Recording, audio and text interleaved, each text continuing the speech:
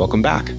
Life changes can affect your healthcare coverage in some important ways. In this video, we'll discuss qualifying events that allow mid-year benefit changes, an easy-to-understand COBRA coverage after job loss, and important tax forms related to your healthcare. Qualifying life events. Most of the time, you can only change your health insurance during annual open enrollment. However, certain life events create a qualifying event that allows you to make changes mid-year. Some common qualifying events: getting married or divorced, having a baby or adopting a child, death of a spouse or dependent, loss or gain of other healthcare coverage, or a significant change in employment, either yours or your spouse's. What you need to know: you typically have 30 to 60 days from the event to make changes. You'll need to be able to provide documentation of the qualifying event. Changes must be consistent with the type of event.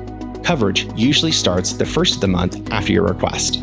Always check with your Human Resources Department about the specific timeframe and the documentation needed for your plan. COBRA coverage after job loss. If you lose your job or have your hours reduced, COBRA allows you to keep your employee-sponsored health insurance temporarily. It stands for Consolidated Omnibus Budget Reconciliation Act. Available for up to 18 months, sometimes longer. Applies to employers with 20 employees or more. Covers you, your spouse, and dependents. How COBRA works. You'll receive a notice explaining your COBRA rights. You have 60 days to decide whether to enroll. You'll pay the full premium plus a small administration fee. This is usually significantly more, which is why it's always intended as temporary. Coverage is retroactive if you enroll, even on day 59. Important considerations. COBRA can be more expensive than what you pay currently, since you'll be paying the full premium. It does provide identical coverage to what you had before. You can use HSA funds to pay COBRA premiums. But keep in mind, if your employer stops offering health plans, your COBRA coverage will end. You may have more affordable options through the health insurance marketplace. CalCOBRA may apply to you if your previous company employs no more than 19 employees.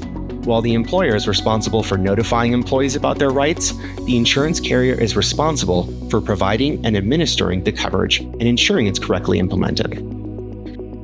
Form 1095-C for tax purposes. Each year, you'll receive a Form 1095-C from your employer if they offer health insurance. This form is important for your taxes. Whether you were offered healthcare coverage, what months you were eligible for coverage, the cost of your lowest price plan offered to you, who in your family was covered. Keep it with your tax records. You don't need to attach it to your tax returns, but you'll use it to verify you had minimal essential coverage. Attach it to your tax software or provide it to your tax preparer if you use one. You may also receive Form 1095-B from your insurance provider with similar information about your actual coverage. Understand how to navigate these special healthcare situations, help ensure you and your family maintain appropriate coverage through life's changes. In our next and final video, we'll discuss mental health benefits and employee assistance programs. Thanks for watching.